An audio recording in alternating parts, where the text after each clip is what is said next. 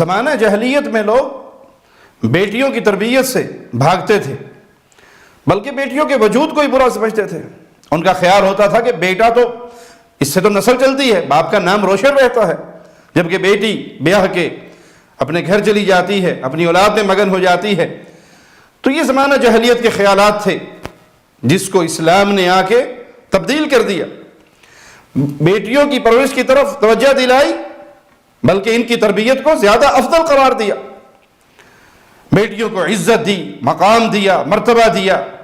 رسول اللہ صلی اللہ علیہ وسلم کا فرمان ہے کہ جس کے 3 بیٹیاں ہوں یا 3 بہنیں ہوں یا 2 بیٹیاں ہوں یا 2 بہنیں ہوں، اور وہ ان کے بارے میں اللہ سے ڈرتا رہے، ان کے ساتھ نیک سلوک کرتا رہے، ان کی اچھی پرورش کرتا رہے، یہاں تک کہ وہ بیاہ کر اپنے گھر چلی جائیں یا وہ فوت ہو جائیں، تو یہ 3 بیٹیاں یا 3 بہنیں، 2 بیٹیاں یا 2 بہنیں قیامت کے دن اس کے اور جہنم کے درمیان میں آڑ بن جائیں گی۔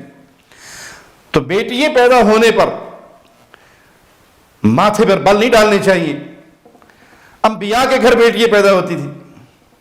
احمد بن حنبل رحمہ اللہ نے اپنے بیٹے عبداللہ کو جب ان کے گھر بیٹی پیدا ہوئی یہی پیغام دیا کہ بیٹا نبیوں کے گھر بیٹیاں پیدا ہوتی ہیں۔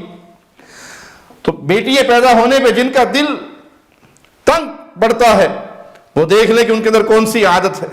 یہ عادت تو کفار مکہ کی تھی کہ وہ بیٹیوں سے پریشان ہوتے تھے، ان کو زندہ درگور کر دیا کرتے تھے، ان کی پرورش سے بھاگتے تھے۔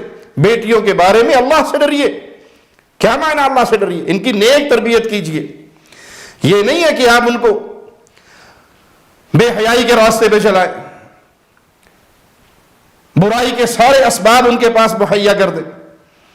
بیٹی کو انٹرنیٹ آپ نے دیا ہوا ہے، اس کا اپنا کمپیوٹر ہے، اس کا اپنا لیپ ٹاپ ہے، اس کا اپنا موبائل ہے، وہ جب مرضی کال کرے، وہ جب مرضی آن کرے، وہ جو مرضی دیکھے، وہ جب مرضی نکلے، وہ جب مرضی آئے، وہ جہاں مرضی جائے۔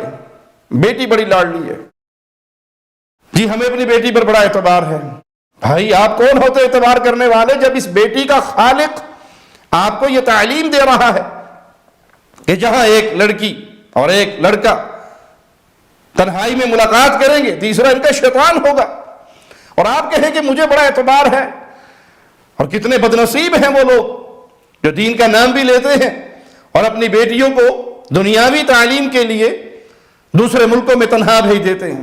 ہماری بیٹی امریکہ میں پڑھ رہی ہے، کسی کی بیٹی برطانیہ میں پڑھ رہی ہے، کسی کی بیٹی آسٹریلیا میں پڑھ رہی ہے، کسی نے کینیڈا بھیجا ہوا ہے۔ اس کے ساتھ محرم ہے؟ نہیں، محرم تو کوئی نہیں ہے، تنہا ہے، ہاسٹل میں رہ رہی ہے۔ آپ نے اس معصوم مسلمان بچی کو درندوں کے معاشرے میں پھینک دیا۔ آپ کی غیرت کہاں پر گئی؟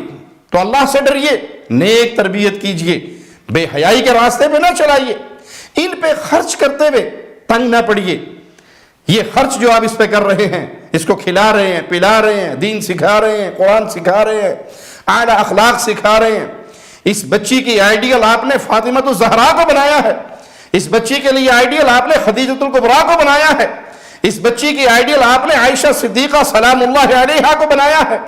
نبی کی بیٹیاں، نبی کی بیویاں، نبی کے صحابہ کی بیٹیاں، ان صحابہ کی بیویوں کو اپنی بچیوں کا آپ نے آئیڈیل نمونہ، ان کا کردار اس کے سامنے رکھا ہے، اس کی روشنی میں اس کی تربیت کر رہے ہیں۔ اب اس پہ آپ جو خرچ کریں گے، جو اچھی تربیت کریں گے، نیک جگہ پہ بیعہ دیں گے، قیامت کے دن یہ بیٹیاں، یہ بہنیں آپ کے اور جہنم کے درمیان آڑ بن کے کھڑی ہو جائیں گی۔ یعنی بندہ اپنی بیٹیوں اور اپنی بہنوں کی نیک تربیت کر کے جہنم کی آگ سے بچ سکتا ہے۔